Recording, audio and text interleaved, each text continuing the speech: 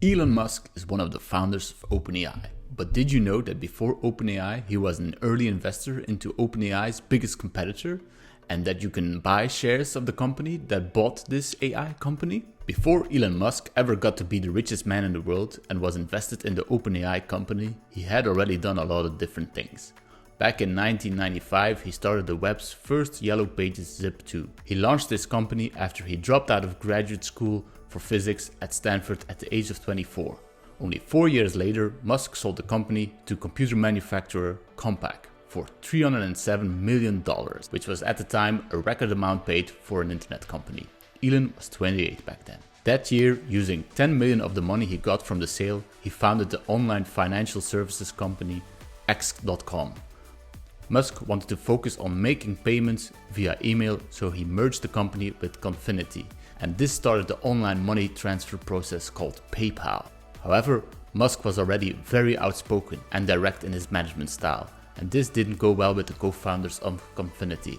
3 years after it was founded, they sold PayPal in 2002 for $1.5 billion. Musk is now 31. Building up PayPal, he still found time to invest in an IT company called Evergreen, which was co-founded by his cousin in 1998. This company was later sold in 2007 to Dell. After Elon sold his stake in PayPal, we find him looking at the stars. He founded Space Exploration Technologies, also called SpaceX, in 2002, trying to bring his ambition to life, that one day humans will live on Mars. In the meanwhile, trying to find reliable income streams for the company, using Starlink.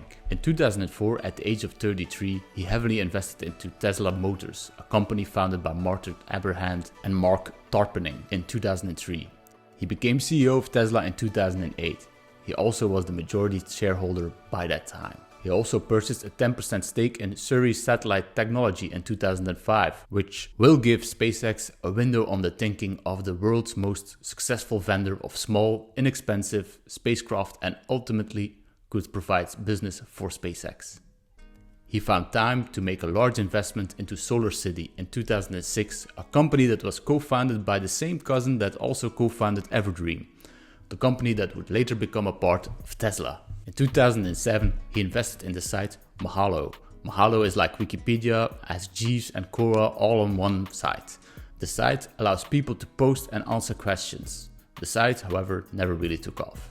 Then in 2010, Musk is now almost 40, he invested in the online payment company Stripe, which launched in 2010. The company was valued at $5 billion in 2015 and a staggering $95 billion in March of 2021. His first AI investment came in 2014 as he invested $40 million in Vicarious. The goal of the company is to build a unified algorithmic architecture to achieve human-level intelligence in vision, language, and motor control. Later on, this company was acquired by Intrinsic, a robotics software and AI company at Alphabet. Let's keep that in mind. The company we were talking about in the beginning of the video, the company that is the biggest competitor for OpenAI at the moment, is the company Elon Musk invested in before he started OpenAI. The company is named Deepmind. Deepmind was founded in 2011 with its goal to solve intelligence by melding machine learning and neuroscience into powerful all-purpose computer algorithms. And Deepmind was later in 2014 sold to Google, now Alphabet, at which time it was renamed Google Deepmind. Now, what makes Deepmind such a special big competitor to OpenAI? Well, for starters, Musk made the investment in Deepmind to keep tabs on the progress of AI in general. The enterprising CEO wanted to be able to see how fast AI was improving, and what he found was a rate of gains that he hadn't expected, and that he thought most people would not possibly expect. This was the insight that Musk needed to begin a campaign warning against the potential dangers of AI. It is one of the reasons he believes we as a species should go to Mars, as some kind of bunker against the AI if the AI goes rogue on Earth. What he learned about AI gave him also the insight into the limitations of current human-computer interaction methods, noting that a neural lace with direct input access to the brain could speed things up. Enter 2016's Neuralink, the company Elon created to do just that. Now, Deepmind has done a couple of great and also fun things, like learning how to play a video game similar to that of humans, as well as a neural Turing machine or a neural network that may access an external memory like a conventional Turing machine, resulting in a computer that mimics the short-term memory of the human brain. DeepMind became famous when in 2016 its program AlphaGo beat the world champion Go player Lee Sedol in a 5-game match. A more general program, AlphaZero, beat the most powerful programs playing Go, chess and shogi after only a few days of playing against itself using reinforced learning. In 2020, DeepMind made significant advances in the problem of protein folding, and in 2022 it was announced that over 200 million predicted protein structures representing virtually all known proteins would be released on the AlphaFold database. Also in 2022, DeepMind came out with a visual language model named Flamingo that can accurately describe a picture of something with just a few training images. So as you can see, DeepMind has made some impressive strides over the years, but is far from the AI we have in mind when thinking of artificial intelligence. But you must keep in mind that AI's progress isn't linear, it's exponential. The cool thing about DeepMind compared to, say, IBM's Deep Blue or Watson is that the latter are developed for a predefined purpose and only one function within its scope.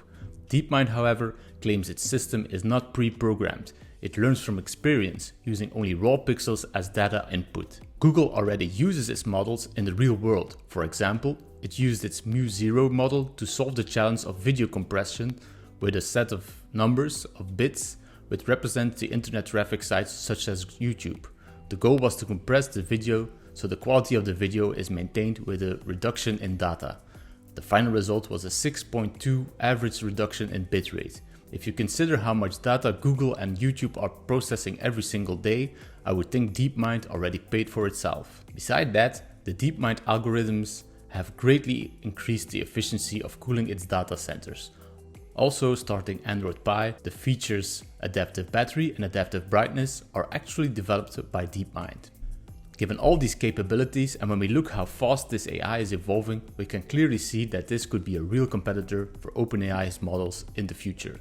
Now, to answer your questions, can you invest in this AI? Yes, it's actually pretty easy. You just have to buy Alphabet stock, or maybe you already own Alphabet stock. Let me know in the comments down below if you knew that DeepMind already had such an impact on the company.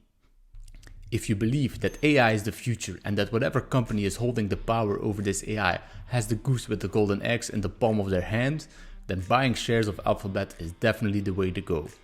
If you, however, want to bet more on OpenAI or want to have both, you can watch this video on how to buy OpenAI stocks right now before its IPO.